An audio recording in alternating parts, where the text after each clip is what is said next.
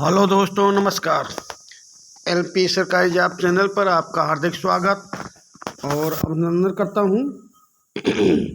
आपके उज्जवल भविष्य की कामना के साथ इस सेशन का शुरुआत कर रहा हूं, जिसका इस पार्ट से, इस टॉपिक से 23 सेशन आपके पास पहुंच गए हैं।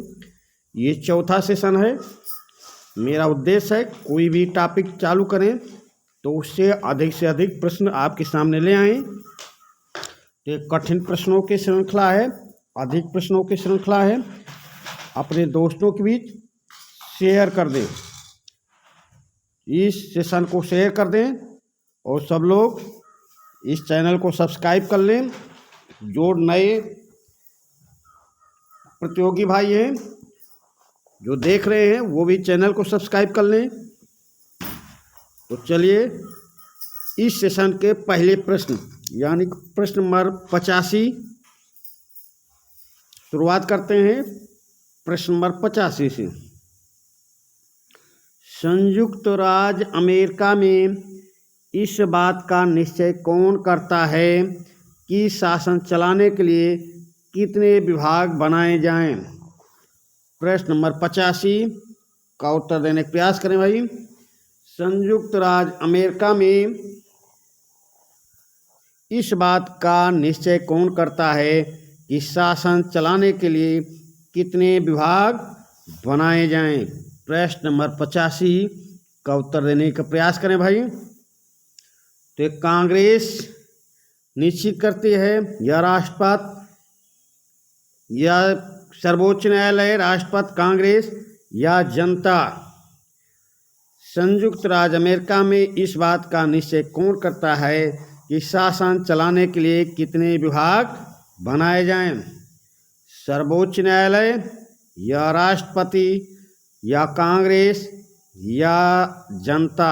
प्रश्न नंबर 85 का उत्तर देने का प्रयास करें भाई। तो संयुक्त राज्य अमेरिका में इस बात का निश्चय कांग्रेस करती है कि शासन चलाने के लिए कितने विभाग बनाए जाएं। प्रश्न नंबर 85 का ऑप्शन सा आपका सही उत्तर होगा। चलिए अगले प्रश्न पे आ जाएं। प्रश्न नंबर 86, भारतीय संसद का वह कौन सा सदस्य था जिसने जीवन बीमा निगम से संबंधित मुंहदड़ा कांड के बारे में एक प्रश्न पूछकर ऐसा तूफान खड़ा किया कि तत्कालीन वित्त मंत्री को अपने पद से त्याग पत्र देना पड़ा था? प्रश्न नंबर 86, भारतीय संसद का वह कौन सा सदस्य था जिसने जीवन बीमा निगम से संबंधित मुंहदड़ा कांड के बारे में एक प्रश्न पूछकर ऐसा तूफान खड़ा कर दिया कि तत्कालीन वित्त मंत्री को अपने पद से इस्तीफा त्यागपत्र देना पड़ा था? ये मधुलमिया थे या फिरोज गांधी थे या एम.सी. छागला थे या श्यामा प्रसाद मुखर्जी थे भाई? प्रश्न नंबर 86 का उत्तर देने का प्रयास करें। उस सदस्य का नाम बताइए जिसने ऐसा प्रश्न पूछा कि वित्त मंत्री को त्याग पत्र देना पड़ा भाई। तो प्रश्न नंबर 86 और उत्तर देने का प्रयास करें। तो वो शख्स था, वो व्यक्ति था फिरोज गांधी। फिरोज गांधी भारतीय संसद में जीवन बीमा निगम से संबंधित मुंहदड़ा कांड के बारे में एक प्रश्न पूछा और ऐसा तूफान खड़ा हुआ कि वित्त मंत्री को अपने पद से त्यागपत्र देना पड़ गया था। तो फिरोज गांधी के प्रश्न पर था भाई फिरोज गांधी। प्रश्न नंबर 86 का ऑप्शन बा आपका सही उत्तर होगा। अगले प्रश्न पे आ जाएं। प्रश्न नंबर 87। प्रश्न नंबर 87 भाई देख लें। मुनरो का यह कथन निम्नलिखित में से किसकी ओर संकेत करता है? मुनरो का यह कथन निम्नलिखित में से किसकी ओर संकेत करता है? यह उन नौकरशाही प्रवृत्तियों पर प्रभावशाली अंकुश रखता है जो शासन में अवश्य उत्पन्न होती हैं, यह जनसाधारण के अधिकारों और स्वतंत्रताओं की सुरक्षा का सर्वोत्तम साधन है। प्रश्न नंबर 87, प्रश्न फिर से समझ लें। मुनरो का यह कथन निम्नलिखित में से किसकी ओर संकेत करता है? यह उन नौकरशाही प्रवृत्तियों पर प्रभावशाली अंकुश रखता है जो शासन में अवश्य उत्पन्न होती है। यह जनसाधारण के अधिकारों और स्वतंत्रताओं की सुरक्षा का सर्वोत्तम साधन है। तो ये आधे घंटे की बहस के बारे में कहा, या ध्यानाकर्षण प्रस्ताव के बारे में कहा, या काम रोको प्रस्ताव के बारे में, या प्रश्नकाल के बारे में कहा। भाई प्रश्न नंबर 87 का उत्तर देने का प्रयास करें। तो प्रश्न के बारे में मुनरो ने कहा था, प्रश्न उन नौकरशाही प्रवृत्तियों पर प्रभावशाली अंकुश रखता है जो शासन में अवश्य उत्पन्न होती है। यह जनसाधारण के अधिकारों और स्वतंत्रताओं की सुरक्षा का सर्वोत्तम साधन है। तो ये साधन वही प्रश्न है भाई। प्रश्न 87 नंबर प्रश्न का ऑप्शन क्या सही होगा? Option the. ये प्रश्न है प्रश्नकाल में जो प्रश्न पूछे जाते हैं। तो चलिए अगले प्रश्न पे आते हैं भाई। प्रश्न नंबर 88। प्रश्न नंबर 88 भाई देख लें।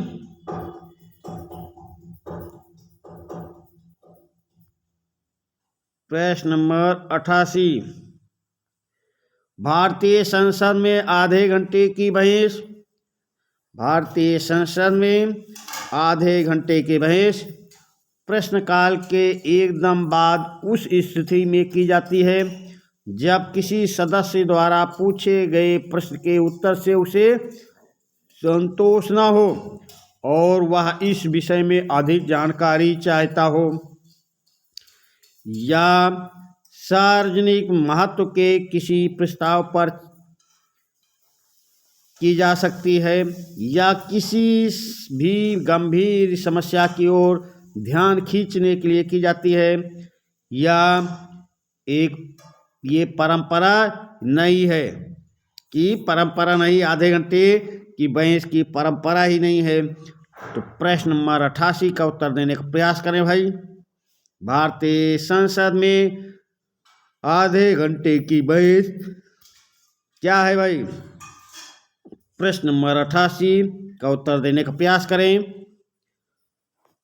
तो भारतीय संसद में आधे घंटे की बहस प्रश्नकाल के एकदम बाद उस स्थिति में प्रश्नकाल के एकदम बाद उस स्थिति में की जाती है जब किसी सदस्य द्वारा पूछे गए प्रश्न के उत्तर से उसे संतोष न हो और वह इस विषय में अधिक जानकारी चाहता हो।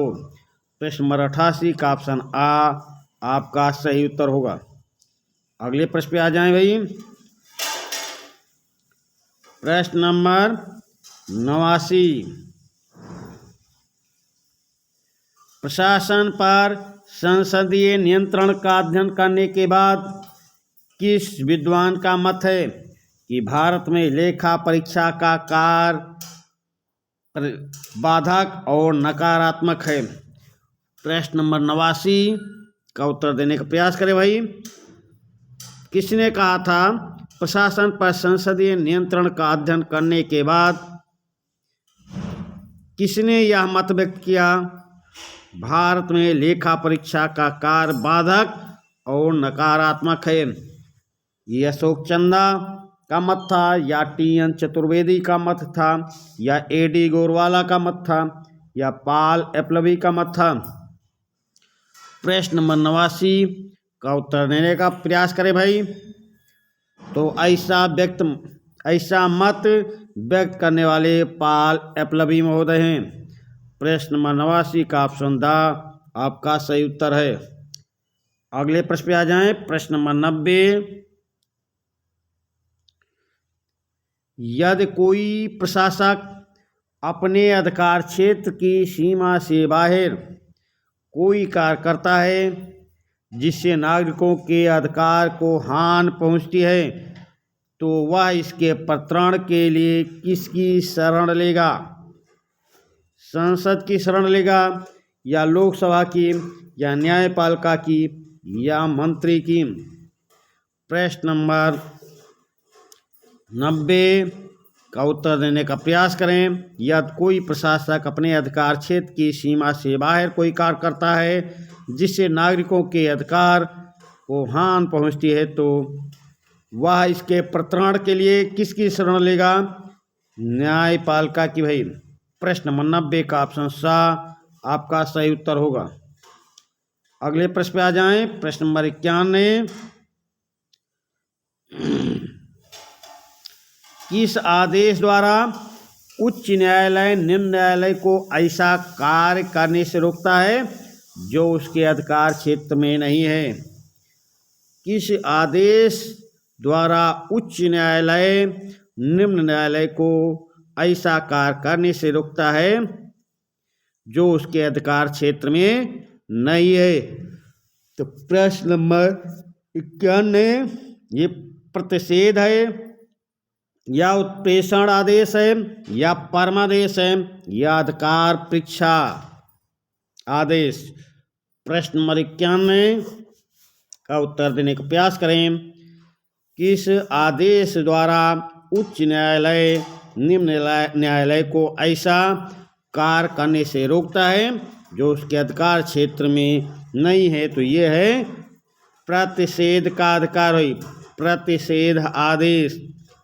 प्रश्न नंबर 91 का ऑप्शन आपका सही उत्तर होगा। अगले प्रश्न पे आ जाएं।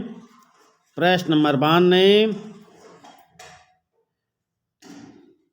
किस आदेश द्वारा उच्च न्यायालय निम्न न्यायालय को किसी विशेष मुकदमे से संबंधित कागजों की जांच करने के लिए उन्हें उस न्यायालय से अपने पास मंगाने के लिए आदेश भेजता है?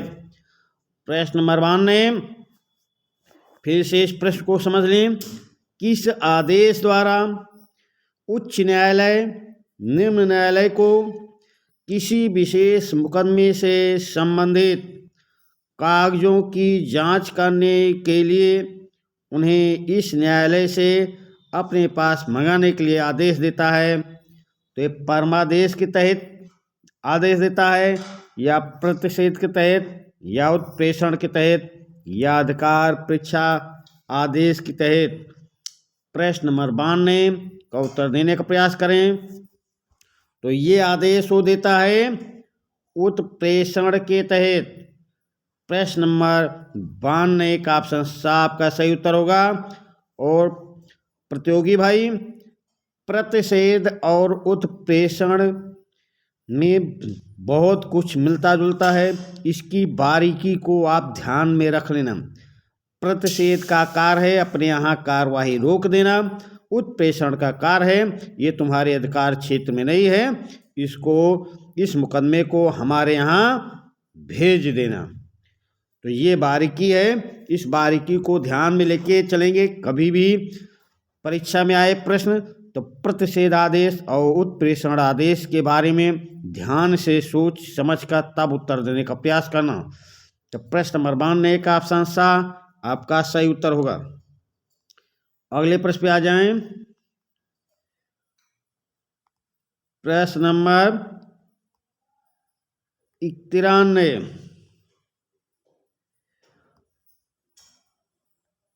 रिट शब्द किस भाषा का है? रिट शब्द किस भाषा का है? अंग्रेजी भाषा का या लैटिन भाषा का या ग्रीक भाषा का या फ्रेंच भाषा का? प्रश्न नंबर 93 का उत्तर देने का प्रयास करें भाई।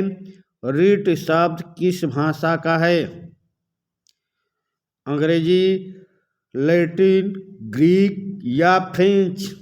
तो प्रश्न नंबर 93 का उत्तर दे भाई। ये तो बहुत सरल प्रश्न है, आप कई बार पढ़े होंगे, कई बार इसको समझे होंगे। चलिए हम बताते हैं। रिट शब्द किस भाषा? अंग्रेजी भाषा का, लैटिन भाषा का। और रीट शब्द किस भाषा का शब्द है? लैटिन भाषा का भाई। प्रश्न नंबर 93 का उत्तर लैटिन भाषा।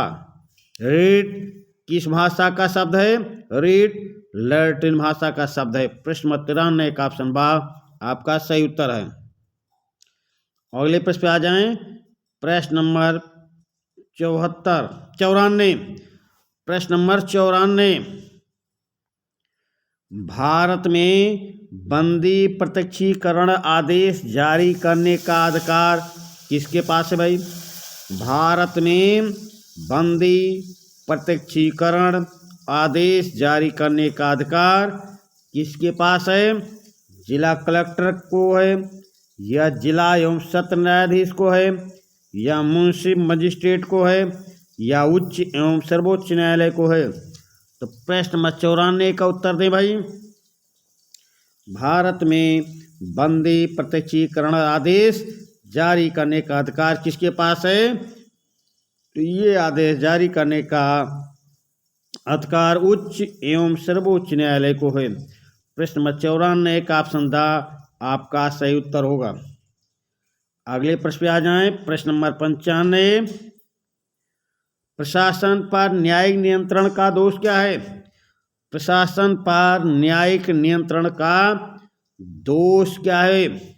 न्यायाधीश विशेषज्ञ नहीं होते, या न्यायाधीशों की संख्या कम है, या न्यायाधीश प्रशासकों का पक्ष लेते हैं, या न्यायिक प्रक्रिया धीमी एवं खर्चीली है? प्रश्न नंबर 95 का उत्तर देने का प्रयास करें भाई। प्रशासन पर न्यायिक नियंत्रण का दोष क्या है? तो ये दोष है न्यायिक प्रक्रिया धीमी एवं खर्चीली है। प्रश्न नंबर 95 का ऑप्शन द आपका सही उत्तर होगा। अगले प्रश्न पे आ जाएं। प्रश्न नंबर 96। प्रशासनिक कानून एवं प्रशासनिक न्यायालय किस देश में पाए जाते हैं? प्रशासनिक कानून और प्रशासनिक न्यायालय किस देश में पाए जाते हैं? तो ये आपको बताना है। संयुक्त राज्य अमेरिका में पाए जाते हैं, या फ्रांस में, या इंग्लैंड में, या भारत में? प्रशासनिक कानून एवं प्रशासनिक न्यायालय किस देश में पाए जाते हैं? संयुक्त राज्य अमेरिका, फ्रांस, इंग्लैंड या भारत? तो प्रशासनिक कानून और प्रशासनिक न्यायालय पाए जाते हैं फ्रांस में। प्रश्न नंबर 96 का ऑप्शन बा आपका सही उत्तर होगा। अगले प्रश्न पे आ जाएं। प्रश्न नंबर 97। कौन सा जोड़ा गलत है? कौन सा जोड़ा गलत है? तो चलिए भाई देखते हैं। फ्रांस में प्रशासकीय कानून सही है। इंग्लैंड में कॉमन लॉ सही है। डायसी फ्रांस नहीं, ब्रिटेन यही जोड़ा गलत है। ये जोड़ा गलत है भाई। इंग्लैंड में वैध का शासन है, ये भी सही है। आपसे पूछा जा रहा कौन सा जोड़ा गलत है, तो डायसी का फ्रांस से नहीं, ब्रिटेन से संबंध है भाई। प्रश्न नंबर 97 का ऑप्शन सा आपका सही उत्तर होगा, क्योंकि डायसी का संबंध ब्रिटेन से नहीं है। तो चलिए भाई, आपसे पूछा गया था कौन सा जोड़ा गलत है, तो ऑप्शन सा डायसी फ्रांस ये जोड़ा गलत है। प्रशासकीय कानून फ्रांस में पाया जाता है, कॉमन लॉ इंग्लैंड से संबंधित है, वैध का शासन इंग्लैंड से संबंधित है। अगले प्रश्न पे आ जाते हैं। प्रश्न नंबर 98। लोक शिकायत निदेशालय के रूप में स्वतंत्र शिकायत निवारण तंत्र कहाँ स्थापित किया गया है? लोक शिकायत निदेशालय के रूप में स्वतंत्र शिकायत निवारण तंत्र कहाँ स्थापित किया गया है? योजना आयोग में, या मंत्रिमंडल सचिवालय में, या गृह मंत्रालय में, या प्रधानमंत्री सचिवालय में? प्रश्न नंबर 98 का उत्तर देने का प्रयास करें भाई। प्रश्न नंबर 98 लोक शिकायत निदेशालय के रूप में स्वतंत्र शिकायत निवारण तंत्र कहाँ स्थापित किया गया है? योजना आयोग में, मंत्रिमंडल सचिवालय में, गृह मंत्रालय में या प्रधानमंत्री सचिवालय में? तो ये स्थापित किया गया है मंत्रिमंडल सचिवालय में। प्रश्न नंबर 98 का ऑप्शन बा आपका सही उत्तर होगा। अगले प्रश्न पे आ जाएं। प्रश्न नंबर 99। प्रश्न नंबर 99। संसद का लोक प्रशासन पर नियंत्रण शिथिल होता जा रहा है। संसद का लोक प्रशासन पर नियंत्रण शिथिल होता जा रहा है क्योंकि संसद के पास समय की कमी है, प्रशासन की तकनीकी प्रवृत्ति है, अधीनस्थ विधायन है या उपरोक्त तीनों। तो प्रश्न नंबर 99 का उत्तर देने का प्रयास करें भाई। संसद का लोक प्रशासन पर नियंत्रण शिथिल होता जा रहा है। क्यों शिथिल होता जा रहा है? तो संसद के पास समय की कमी है, प्रशासन में तकनीकी प्रकृति हो रही है, प्रकृति का प्रशासन तकनीकी प्रकृति का प्रयोग हो रहा है, अधीनस्थ विधायन है क्योंकि संसद में सरकार की बहुमत रहती है, सरकार बहुमत में रहती है, इसलिए उस संसद सरकार का विरोध नहीं कर पाती। यानी कि ये तीनों कारणों से संसद का लोक प्रशासन पर नियंत्रण शिथिल होता जा रहा है। तो आपका उत्तर क्या सही हो जाएगा? ऑप्शन द आपका सही उत्तर होगा। अगले प्रश्न पे आ जाएं। प्रश्न नंबर 100। कौन सा जोड़ा गलत है? कौन सा जोड़ा गलत है ये आपको बताना है भाई। तो ब्रिटेन न्यायिक पुनरीक्षण नहीं भाई, ये अमेरिका में पाया जाता है। अमेरिका,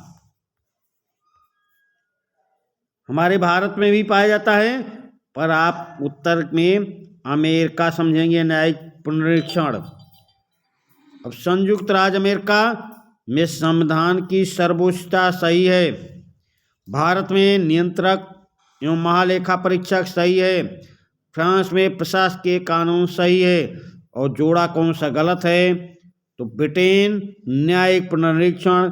ब्रिटेन में न्यायिक पुनरीक्षण नहीं होता क्योंकि ब्रिटेन में संसद सर्वोच्च होती है और जो न्यायिक काम होता है वो संसद की लॉर्ड सभा ही अधिकतर करती है।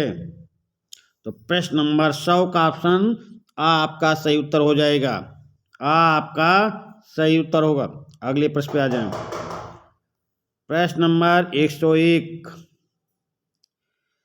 वह कौन सा अभिभाषण है जिसमें प्रशासन के किसी एक या सभी पहलुओं पर प्रकाश डाला जाता है?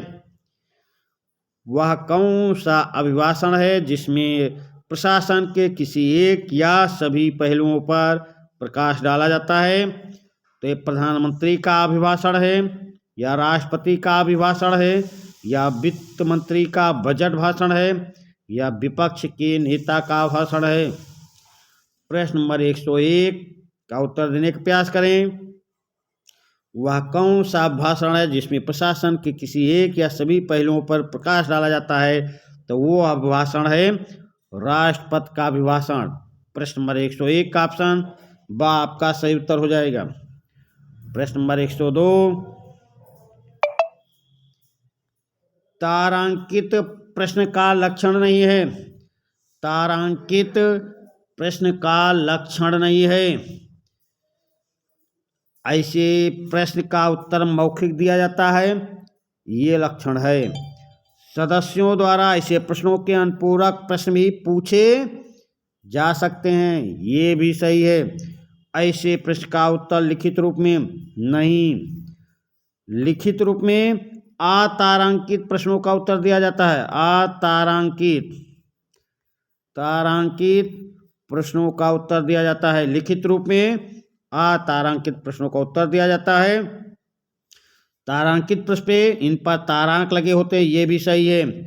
तो कौन सा लक्षण सही नहीं है? ऑप्शन सा, तारांकित पृष्ठ का लक्षण नहीं है। ऑप्शन सा। ऐसे प्रश्नों का उत्तर लिखित रूप में दिया जाता है, नहीं मौखिक दिया जाता है, ये सही नहीं है। यही ऑप्शन आपका सही उत्तर होगा। प्रश्न नंबर 101 का ऑप्शन सा आपका सही उत्तर है। अगले प्रश्न पे आ जाएं। अतारांकित प्रश्न का लक्षण नहीं है। अतारांकित प्रश्न का लक्षण नहीं है, इन पर तारांक नहीं लगा होता। ऐसे प्रश्नों का उत्तर लिखित रूप में दिया जाता है, इस पर अनुपूरक प्रश्न नहीं पूछे जा सकते हैं। इन प्रश्नों का सदन में मौखिक उत्तर दिया जाता है। तो प्रश्न नंबर 93 अभी सीधा इसका उल्टा प्रश्न आया था, तारांकित प्रश्न। अब अतारांकित प्रश्न आ रहे हैं, तो प्रश्न नंबर 103 का उत्तर देने का प्रयास करें। इन पर तारांक नहीं लगा होता क्योंकि अतारांकित है, ये सही। ऐसे प्रश्नों का उत्तर लिखित रूप में दिया जाता है, ये भी सही। इस पर अनुपूरक प्रश्न नहीं पूछे जा सकते क्योंकि लिखित दिया जा रहा। इन प्रश्नों का सदन में मौखिक उत्तर दिया जाता है। मौखिक उत्तर तारांकित प्रश्नों का दिया जाता है भाई, मौखिक उत्तर तारांकित प्रश्न का दिया जाता है। तो आपका उत्तर क्या सही होगा? प्रश्न नंबर 103 का ऑप्शन द आपका सही उत्तर होगा। चलिए भाई अगले प्रश्न पे आते हैं। प्रश्न नंबर 104। प्रश्न नंबर 104, कौन सा वक्तव्य सही नहीं है? कौन सा वक्तव्य सही नहीं है? चलिए भाई ऑप्शन देखते हैं। तारांकित प्रश्नों का सदन में मौखिक उत्तर दिया जाता है, सही है। अतारांकित का लिखित, तारांकित का मौखिक उत्तर दिया जाता है। ऑप्शन बा, जिस तिथि को प्रश्न का उत्तर मांगा जाए उस तिथि से ऐसी सूचना कम से कम 10 दिन पूर्व और अधिक से अधिक 21 दिन पूर्व दी जानी चाहिए। जिस तिथि को प्रश्न का उत्तर मांगा जाए उस तिथि से ऐसी सूचना कम से कम 10 दिन पूर्व और अधिक से अधिक 21 दिन पूर्व दी जानी चाहिए, ये भी सही है। अतारांकित प्रश्नों पर अनुपूरक प्रश्न पूछे जा सकते हैं, नहीं भाई तारांकित प्रश्नों पर अनुपूरक प्रश्न पूछे जा सकते हैं, ये गलत है। प्रश्न नंबर 104 का ऑप्शन सा गलत है। अल्प सूचना प्रश्न वह प्रश्न है जो किसी अविलंबनीय लोक महत्व के प्रश्न से संबंधित हो। अल्प सूचना प्रश्न वह प्रश्न है जो किसी अविलंबनीय लोक महत्व के प्रश्न से संबंधित हो, ये भी सही है। तो प्रश्न नंबर 104 का ऑप्शन सा आपका सही उत्तर होगा, क्योंकि पूछ रहा सही नहीं है, नहीं है तो ये सही नहीं है, यही ऑप्शन आपका सही उत्तर होगा। अगले प्रश्न पे आ जाएं। प्रश्न नंबर 105, शून्यकाल 0 आवर के बारे में कौन सा वक्तव्य सही नहीं है? शून्यकाल के बारे में कौन सा वक्तव्य सही नहीं है? चलिए ऑप्शन देखते हैं भाई। शून्यकाल 12 बजे प्रारंभ होने के कारण इस नाम से जाना जाता है, सही। शून्यकाल 12 बजे प्रारंभ होने के कारण इसे इस नाम से जाना जाता है, ये तो सही है। नियमों में शून्यकाल का कहीं भी उल्लेख नहीं है, नियमों में शून्यकाल का कहीं भी उल्लेख नहीं है। प्रश्नकाल के ठीक बाद का समय आमतौर पर शून्यकाल के नाम से जाना जाता है। प्रश्नकाल के ठीक बाद का समय आमतौर से शून्यकाल के नाम से जाना जाता है, ये भी सही है। आपसे पूछा जा रहा कौन सा वक्तव्य सही नहीं है, तो ये तीनों तो सही है। तो चौथा अपने आप समझ जाएं, सही नहीं होगा। शून्यकाल के विचार को ब्रिटिश संसद से ग्रहण किया गया है, नहीं भाई भारत से ग्रहण किया गया है। भारत की देन है शून्यकाल, भारत की देन है, भारत की देन है शून्यकाल। ये ब्रिटिश की देन नहीं, ब्रिटिश संसद की देन नहीं है। तो प्रश्न नंबर 105 का ऑप्शन द आपका सही उत्तर होगा। अगले प्रश्न पे आ जाएं। प्रश्न नंबर 106, प्रश्न नंबर 106, चलिए भाई 106 में क्या है? अविश्वास प्रस्ताव की अनुमति तब दी जाती है जब कम से कम सदन के भाई कितने सदस्य खड़े हो जाएं, ये आपसे पूछा जा रहा है। प्रश्न नंबर 106, अविश्वास प्रस्ताव की अनुमति तब दी जाती है जब कम से कम सदन के 10 सदस्य अपने स्थान पर खड़े हो जाएं। 10 सदस्य अपने स्थान पर खड़े हो जाएं, या 20 सदस्य अपने स्थान पर खड़े हो जाएं, या 40 सदस्य अपने स्थान पर खड़े हो जाएं, या 50 सदस्य अपने स्थान पर खड़े हो जाएं। तो प्रश्न नंबर 106 का उत्तर देने का प्रयास करें भाई। अविश्वास प्रस्ताव की अनुमति तब दी जाती है जब कम से कम सदन के 50 सदस्य अपने स्थान पर खड़े हो जाएं। प्रश्न नंबर 106 का ऑप्शन द आपका सही उत्तर होगा। अगले प्रश्न पे आ जाएं। प्रश्न नंबर 107 भाई, वह कौन सा प्रस्ताव है जिसे गृहीत कर लिए जाने पर अविलंबनीय लोक महत्व के निश्चित मामले पर चर्चा करने के लिए सदन का नियमित कार्य रोक दिया जाता है? वह कौन सा प्रस्ताव है जिसे गृहीत कर लिए जाने पर अविलंबनीय लोक महत्व के निश्चित मामले पर चर्चा करने के लिए संसद का नियमित कार्य रोक दिया जाता है? यह विश्वास प्रस्ताव है, या निंदा प्रस्ताव है, या स्थगन प्रस्ताव है, या ध्यान आकर्षण प्रस्ताव है? प्रश्न नंबर 107 का उत्तर देने का प्रयास करें भाई। तो वह कौन सा प्रस्ताव है? वह स्थगन प्रस्ताव है भाई। स्थगन प्रस्ताव गृहीत कर लिए जाने पर अविलंबनीय लोक महत्व के निश्चित मामले पर चर्चा करने के लिए संसद का नियमित कार्य रोक दिया जाता है। प्रश्न नंबर 107 का ऑप्शन सा आपका सही उत्तर होगा। अगले प्रश्न पे आ जाएं। प्रश्न नंबर 108, प्रश्न नंबर 108 देख ले भाई। सुमेलित करना है, ये स्क्रीन पर इसको छोटा करके चारों एक साथ लाने का प्रयास किया हूं, ये सुमेलित करना है भाई। प्रश्न नंबर 108 सुमेलित करना है, कूट की सहायता से भी देना है। प्रश्न नंबर 108 ये कूट की सहायता से भी देना है। तो चलिए भाई इसको मिलान करते हैं। प्रश्न नंबर 108 को परमादेश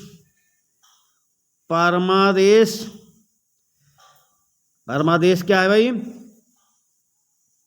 परमादेश एक अधिकारी को कर्तव्य पूरा करने का निर्देश देना ही परमादेश है। फिर उसके आगे में व्यय आदेश क्या है? व्यय आदेश क्या है? एक कार्य को व्यय आदेश क्या भाई? एक कार्य को निषिद्ध कर देना। फिर उत्प्रेषण क्या है? एक निचले न्यायालय से उच्च अधिकार न्यायालय में एक मामले का स्थानांतरण। फिर अधिकार परीक्षा क्या है? निर्वाचित पद अथवा अभिधान अधिकार की अन्वीक्षा करना। तो चलिए भाई मिलान हो गया है। 1 का 2, 2 का 1, 3 का 4, 4 का 3। तो चलिए हम इसको ऑप्शन में देखते हैं कूट की सहायता से। 1 का 2, 2 का 1, 3 का 4, 4 का 3। तो प्रश्न नंबर 108 ए में 2, बी में 1, सी में 4, डी में 3। तो प्रश्न नंबर 108 का ऑप्शन आ। ए में 2 है, बी में 1, ये ऑप्शन आपका सही उत्तर होगा। प्रश्न नंबर 108 का ऑप्शन आ आपका सही उत्तर है। अगले प्रश्न पे आ जाएं। प्रश्न नंबर 109, प्रशासन पर कार्यकारी नियंत्रण का सबसे अधिक प्रभावी क्षेत्र कौन सा है? प्रशासन पर कार्यकारी नियंत्रण का सबसे अधिक प्रभावी क्षेत्र, ये सिविल सेवा कोड है, या संप्रेषण है, या नियम निर्माण शक्ति है, या नियुक्ति एवं पदमुक्ति शक्ति है? प्रश्न नंबर 109 का उत्तर दें। प्रशासन पर कार्यकारी नियंत्रण का सबसे अधिक प्रभावी क्षेत्र क्या है? तो नियुक्ति एवं पदमुक्ति की शक्ति है भाई। प्रश्न नंबर 109 का ऑप्शन द आपका सही उत्तर होगा। अगले प्रश्न पे आ जाएं।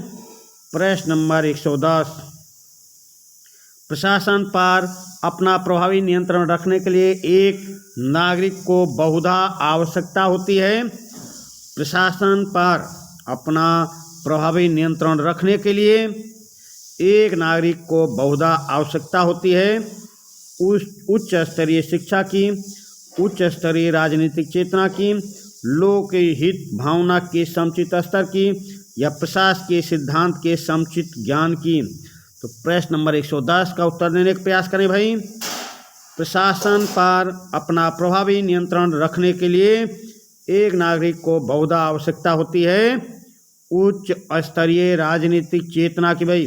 प्रश्न नंबर 110 का ऑप्शन ब आपका सही उत्तर होगा। चलिए अगले प्रश्न पे आते हैं। प्रश्न नंबर 111, लोक संपर्क का सशक्त माध्यम क्या है? लोक संपर्क का सशक्त माध्यम क्या है? टेलीविज़न, गोष्ठी, सार्वजनिक मंच, या समाचार पत्र? प्रश्न नंबर 111 का उत्तर दे भाई। लोक संपर्क का सशक्त माध्यम क्या है? तो ये माध्यम है टेलीविज़न। प्रश्न नंबर 111 का ऑप्शन आ आपका सही उत्तर हो जाएगा। अगले प्रश्न पे आ जाएं। प्रश्न नंबर 112, निम्नलिखित में से कौन सा एक लोकसभा में प्रशासन की आलोचना करने का अवसर नहीं है? निम्नलिखित में से कौन सा एक लोकसभा में प्रशासन की आलोचना करने का अवसर नहीं है?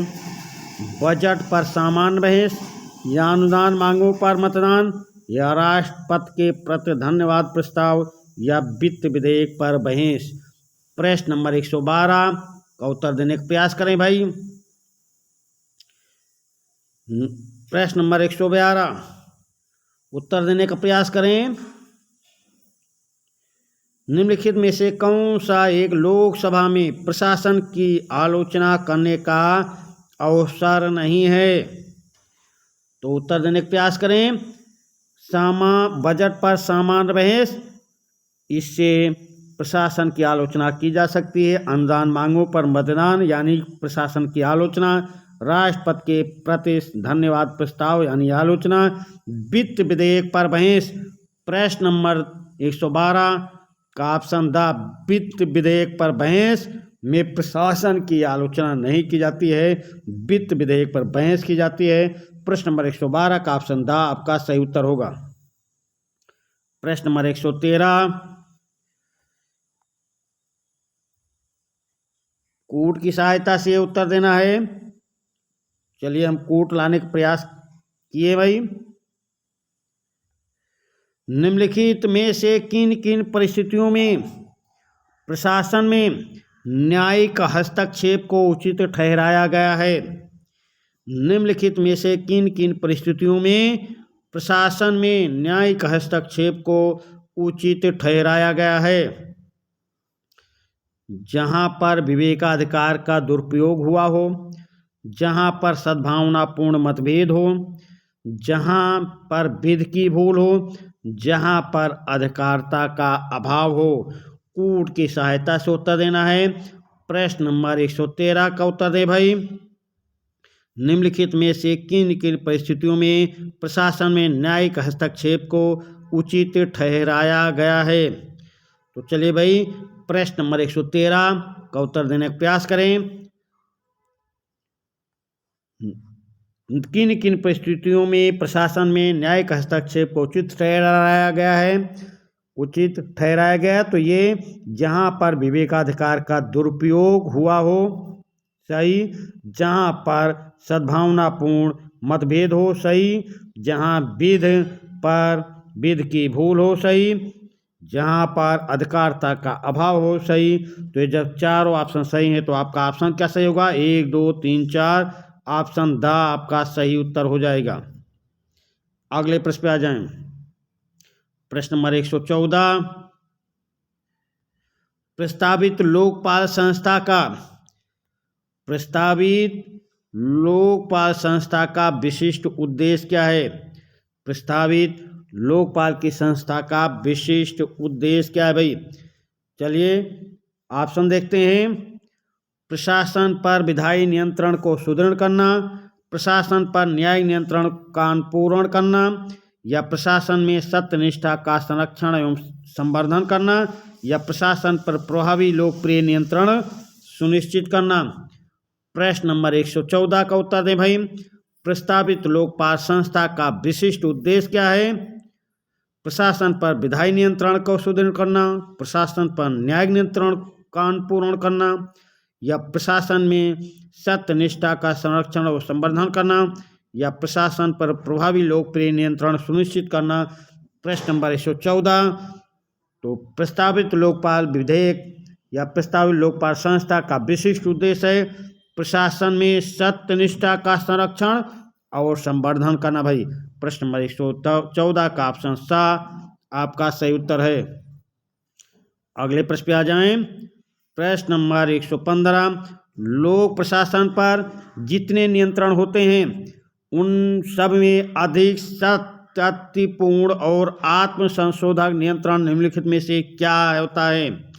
लोक प्रशासन पर जितने नियंत्रण होते हैं उनमें सब में अधिक सत्य और आत्म संशोधन नियंत्रण निम्नलिखित में से क्या होता है? विधानमंडल पर नियंत्रण, या कार्यपालिका नियंत्रण, विधानमंडल द्वारा नियंत्रण, या कार्यपालिका द्वारा नियंत्रण, या न्यायपालिका द्वारा नियंत्रण, या समाचार माध्यमों द्वारा नियंत्रण। तो प्रश्न नंबर 115 का उत्तर दे भाई। लोक प्रशासन पर जितने नियंत्रण होते हैं उन सब में अधिक सातत्यपूर्ण और आत्म संशोधन नियंत्रण निम्नलिखित में से क्या होता है? प्रश्न नंबर 115 का उत्तर देने का प्रयास करें तो ये है संचार माध्यमों द्वारा नियंत्रण। प्रश्न नंबर 115 का ऑप्शन द आपका सही उत्तर है। अगले प्रश्न पे आ जाएं। प्रश्न नंबर 116, ये कूट की सहायता से इसमें आपको उत्तर देना है। प्रश्न और कूट एक साथ लाने का प्रयास किया हूँ। प्रश्न नंबर 116, प्रशासन पर न्यायपालिका के नियंत्रण की कमजोरियां निम्नलिखित में से कौन कौन सी हैं? प्रशासन पर न्यायपालिका के नियंत्रण की कमजोरियां निम्नलिखित में से कौन कौन सी हैं? ये कूट के माध्यम से आपको बताना है। तो उसमें 100 परीक्षा की पद्धति अपनाई जाती है, कानूनी गलतियों में ये दखल देता है, अधिकारिता के अभाव से जुड़े हुए मामले इसके विचार क्षेत्र में नहीं आते, ये तभी सक्रिय प्रतीत होता है जब प्रशासन अपकरण का दोषी होता है। प्रश्न नंबर 116 का कूट की सहायता से देना है।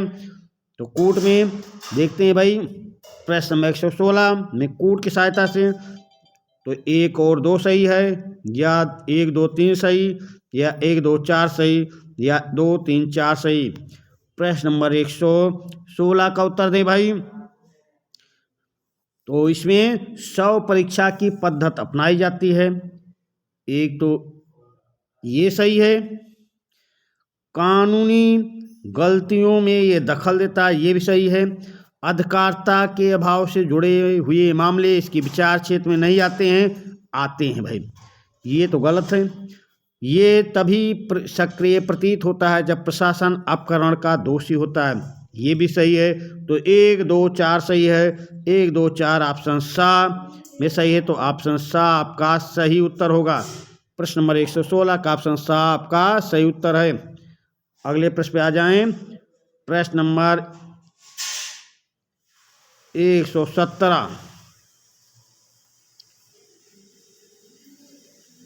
प्रश्न नंबर 117, निम्नलिखित में से कौन सा प्रशासन पर कार्यपालिका के नियंत्रण का सबसे अधिक प्रभावी साधन है?